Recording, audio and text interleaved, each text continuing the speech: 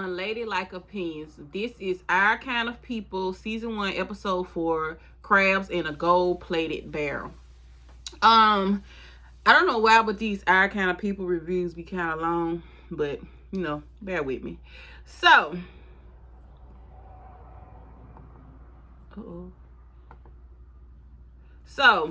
the episode starts off with Angie, visiting Nikki's daddy in jail.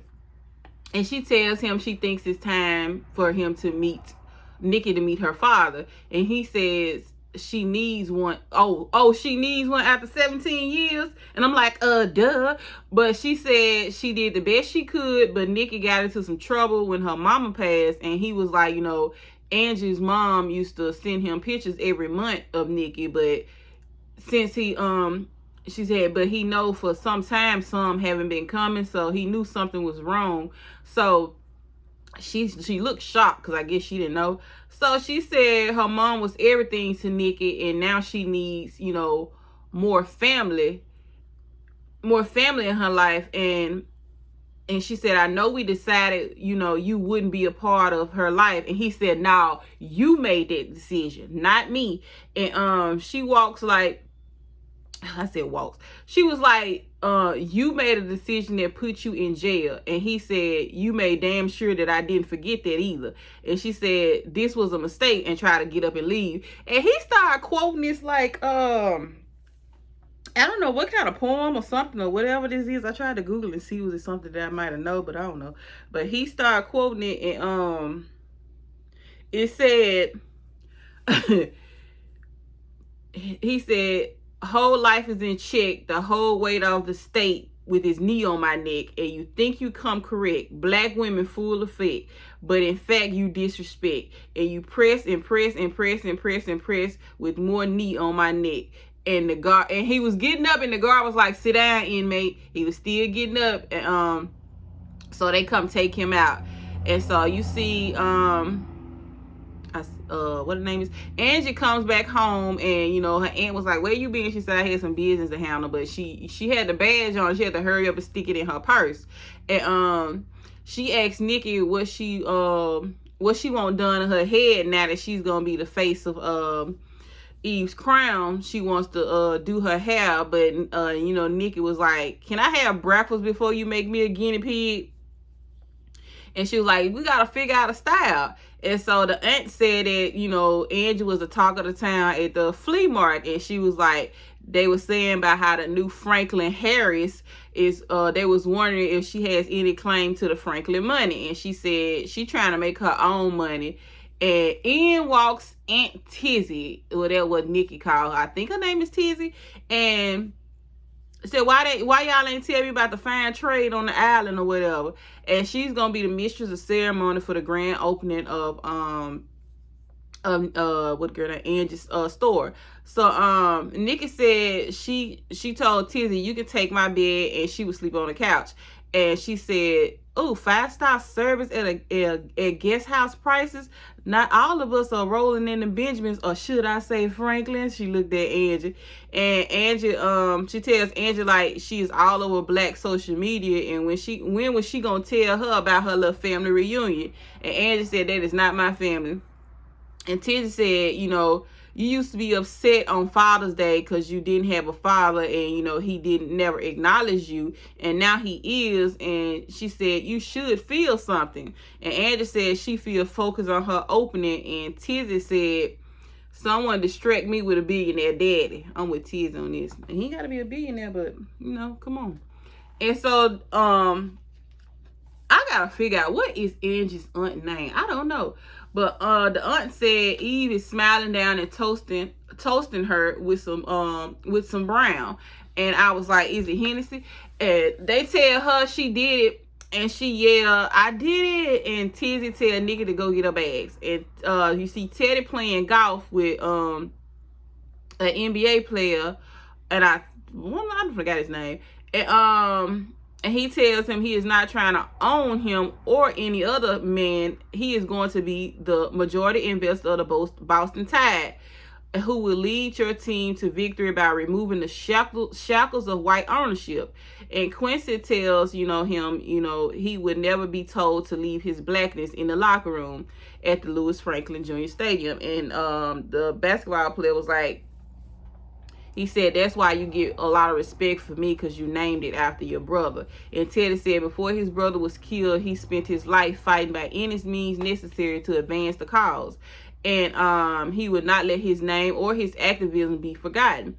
And old boy LB rolls up on Teddy in a little golf cart, and he says his Juneteenth party was a tad bit stereotypical. He got a secret baby mama and a bastard daughter, and people want to take a vote and censor him. Teddy said, tell them to think twice aiming at me. They are patrol boats, and I am a destroyer. And I believe it. And I bet you old boy LB or whatever his name was drove off then. So Leah asked Teddy why he been acting strange. And he said, your slip of the tongue has caused some problems. And right now, Angela is the poor bastard, and I'm the deadbeat father. Well, if the shoe fits, you better wear it, because that's basically what you is. And he said it was bad PR with him trying to secure the legacy with the stadium deal. He said he ain't losing no deal, so deal with your sister. So Leah walks back in, because apparently she on the phone with her dad, but she was in a session with Raymond. I guess a marriage session or something. What do you call it? I don't know. And he said he was mad that she answered the phone for her father, which is the biggest issue that they have. And I'm like, he hates her dad with a passion. He says her father controls everything with their business, even with their marriage, and he wants his ass gone. I'm like, damn. And he said she doesn't want her father going anywhere. She just wants him less involved. And she said it has always been her and her father against the world, and being black in business is a fight every day. And Raymond like, I know how that feels too. And the counsel said, well, Leah has a third consciousness as a woman in a male-dominated society and as being a mother. Raymond said, what about her being a wife? She complains about her father all the time, but then be right back in line with him. Leah says, well, the reputation was on the line, and he said, Raymond was like, and so is our marriage. The counselor tells them to take off the mask and see each other clearly again. And so we see over at the Franklin Holding, old girl they were saying that the new Miss Franklin is blocking my view. And Angie looked like. So Raymond and Leah comes in, and Raymond asks everyone, to introduce yourselves. And, they introduced themselves. And when it was Angie's turn, she said she went to Howard, but she didn't finish. But she has an MBA in raising a daughter. And she built her business from the ground up. And her sales online are blooming. And she has a grand opening at 7. And they're welcome to come. And here go old Renata. She gonna say, it doesn't hurt to be Teddy's daughter and Leah's sister. But Raymond got her together real quick. He said, you got a call from your aunt, who is a congresswoman, to get you in, so let's not throw stones. And I think Raymond got a little a soft spot for Angie. And here go Leah talking about some, you need to catch us up with your profit projections, marketing plan, year-end goals, and pitch it by the end of the week. And Angie said, my opening is this week. And she tells her, well, pitch it to us at the opening since you invited us. So Leah said, you are so far behind, I don't want anyone to accuse of nepotism. Angie said, is this how you play nice? And Leah said, we don't owe you anything except for some back child support. And I'm like, good God. And so Angie pulls up at home, and the reporters are everywhere trying to ask her questions or whatever. And it looked like she was finna respond until Nikki called her name. And but Angie said, they tried to talk to Nikki, and Nikki was like, it kind of bothered her. And Angie jumped in and said, get away from my daughter. My statement is, y'all get in this hair moving and come to the grand opening, not get off my property. And Tyreek and Leah are playing tennis, and she tells him about the gossip with her family, and he said, it would die down like it always does. And she said, I know my father got you looking into Angie, but she's gonna be running point now. And he doesn't understand what their issue is with Angie, because she seems like a good person trying to make an honest living. He said he remember how Leah treated him when they was in boarding school, and she would tell everybody that he was the family project, and she was making sure that he didn't fit in with none of them. And Leah was like, and I was wrong, I was jealous. And he said, and this feels like a repeat. And she said she just trying to protect her family. She doesn't know what Angela's game is, and it seems like he's on Angie's team. She tells him to keep in mind who always had your back, and you don't want us questioning your loyalty. So Nikki is looking at all the news reports about Angie, and Angie tells her new aunt is mad that she even exists in the incubator program, but she will prove herself. She can't believe that Leah wants her to present her facts and figures at her grand opening, but she has an idea to throw it back in Leah's face. And she's going to be using the Gracities, because ever since the fashion show, they've been, raving about their natural hair, and they've been wearing their natural hair. And so she said she going to get them to get on board and start a Eve's Crown challenge, with everybody, with their natural hair, and hashtagging Eve's Crown. So Nikki said, you sure you want to put yourself out there with all this that is out there about you? And Angie was like, I want to take advantage of that attention. And I'm like, I agree. So Tyreek is taking out all the cameras out of Leah's place, talking about a manufacturer recall. And I'm wondering, is he going to go back on his word with Teddy? I hope he is, but it's going to backfire on him. And he said she got a lot of work to do. Will she be ready for her grand open? And she said she been ready for 20 years. And she said she didn't know how to tell him about Teddy, that being her father, because him and Teddy was so close. But she wanted to tell him herself. She didn't want it to come out the way that it did. She said, you and Teddy are close, and I've only experienced him walking out. She said she has trust issues with men because of that, and she don't want him to be tangled in her mess.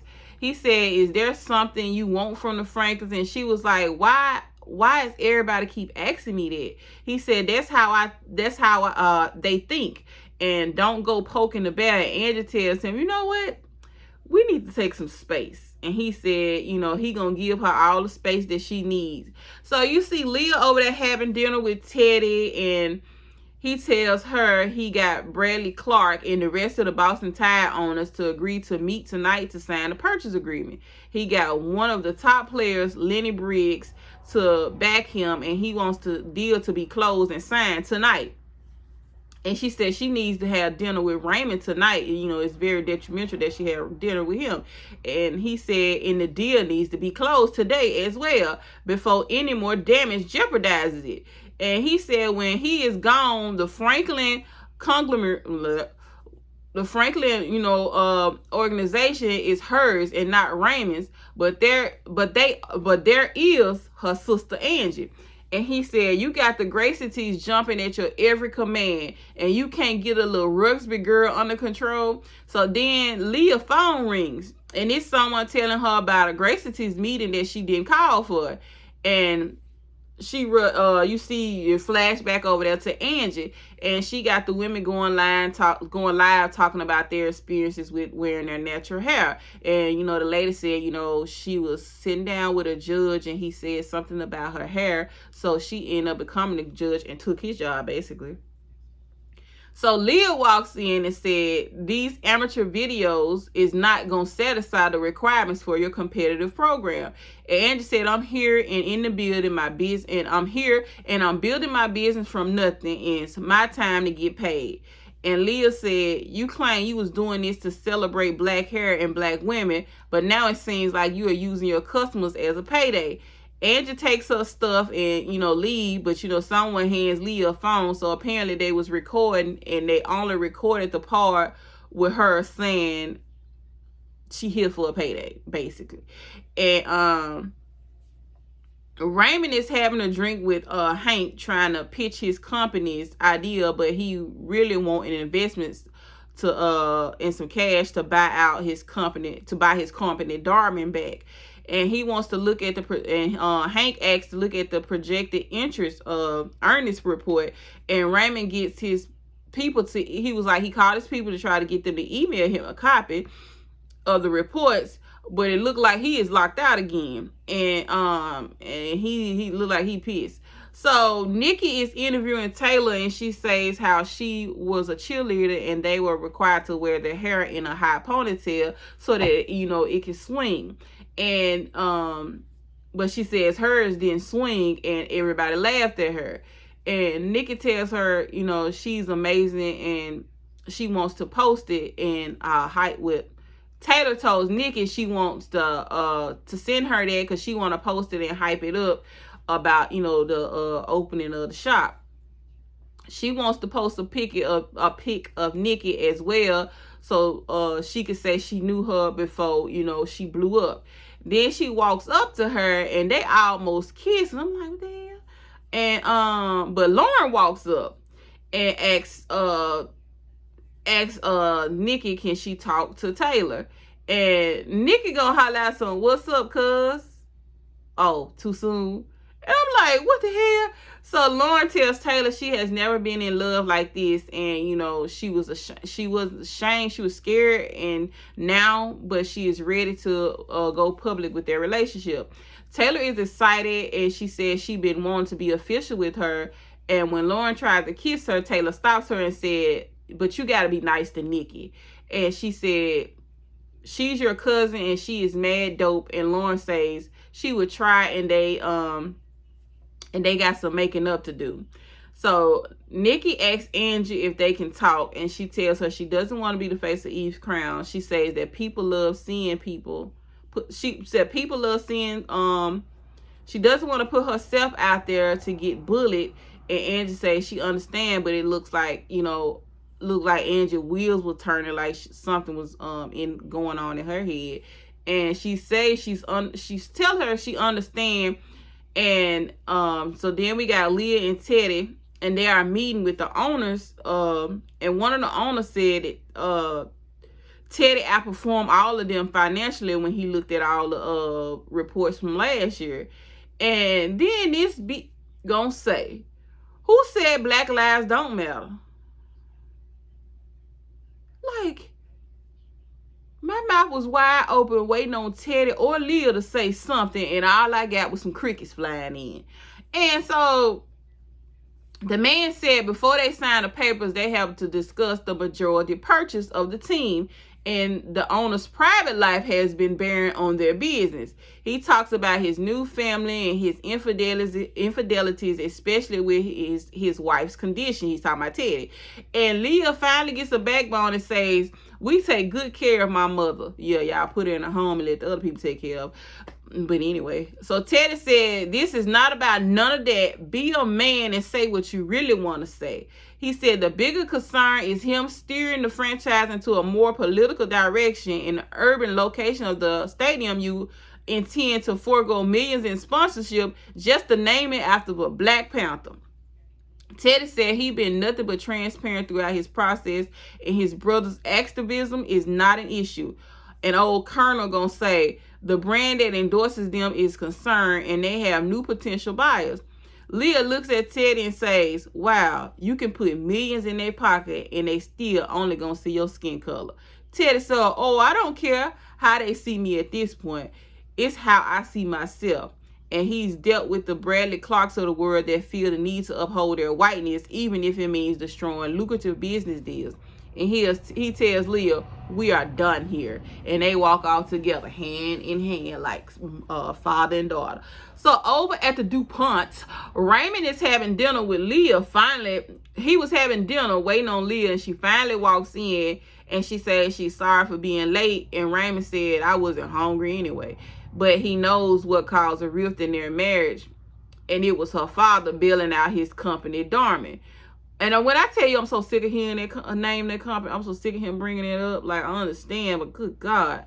So she said she remembered being afraid he would see her as his boss, and when she took over the company, not his wife. And she shouldn't be proud that she should be proud that she could help her husband out. And he said he hated having to bail out, and it was supposed to be his job as head of the family to take care of everything. And he said he's been locked out of the books at Darman, and he can't even authorize to see a projection report.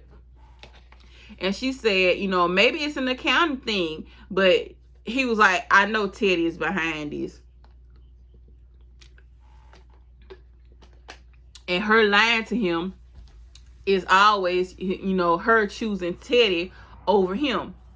She said she feels like their whole marriage is predicated on the future of his company, and I think the same thing.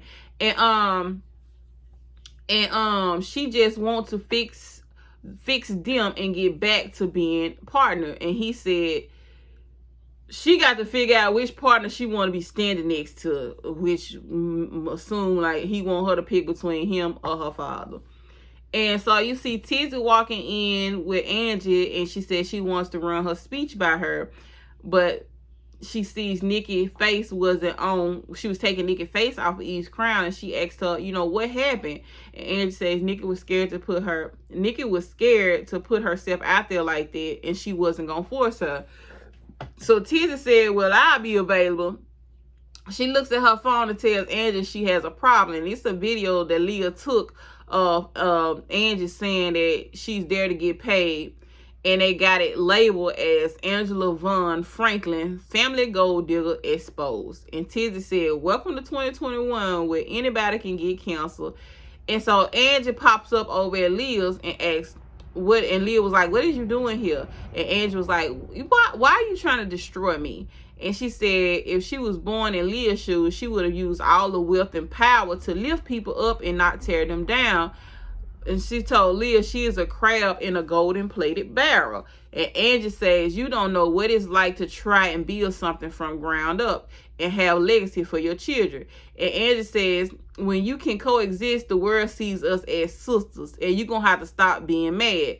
Leah says your mother broke up my family when she got pregnant with you, and it broke my father's focus, and it shattered her mother's already fragile mind. And you the rotten apple that didn't fall too far from the tree, and you only been here a little over 2 weeks, and you had a world focus on all the wrong things about the Franklins, a name that built over 100 years, and there is nowhere for them to go past here. And she not mad at her, she is ashamed of her and what her father did. And I'm like, damn, Leah. And then, Angie walks off. So we're finally at the grand opening, and I can't remember the name of the store, and it is dead. And she thinks that Leah's video turned everyone, away, and they are all canceling the Eve's Crown challenge. And I'm like, God, dog. So the aunt says it's time to make an emergency call. She says that to Aunt Tizzy. It's time to make an emergency call to the pretty committee. And Tizzy is talking to Nikki, and she says they need to come together as family and help each other. And Tizzy was like, don't let no trolls take your confidence just like your mama. Every time they come at her, she comes back up swinging. And Nikki was like, I'm not as strong as her. I'm not my mom. And Tizzy says, you just need someone to remind you. She tells Nikki for once it's time for you to push yourself for your mom and yourself. Then we see Leah's, we see Angie's baby father writing to Teddy. And I'm like, how he know Teddy? Like, good God. Teddy is wrapped up with everybody. So Leah walks in at Angie's grand opening for what I don't know. And the aunt said Leah needs to get Angie needs to get up there and show people who she really is despite of the bad turnout. So the aunt goes live while Angie is up there, and Angie makes her speech. She said that she is not there for handouts or freebies. She is there to uplift black women. She says she is a human trying to make a sense of a lot of new information, and her and Leah need some space to figure out this whole thing, to figure out this whole sister thing out. And if you're here to gossip, please leave. Let's get into this hair movement and this hair party. Welcome home. And baby Tizzy saves his day, because she brings her girls in. They come do a whole little, drag show or whatever. And they turn the party out. And then here comes Nikki coming down, and she announces herself as the face of Eve Crown. And she says she is stepping back into the roots of her family. We are the Vaughn women, and we stand on our own name and our own history. And she gonna continue this legacy. You hear that, Leah? They got their own name and legacy. And Lauren, you see Lauren getting Leah to dance with her.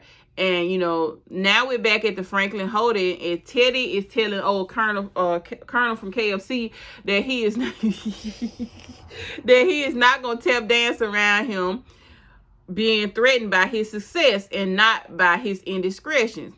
And Leah tells him that concessions contract at the garden is up. And he says, of course, I know that we are negotiating. And Teddy says, no, one of our company, Dorman Foods, has just beat your bid.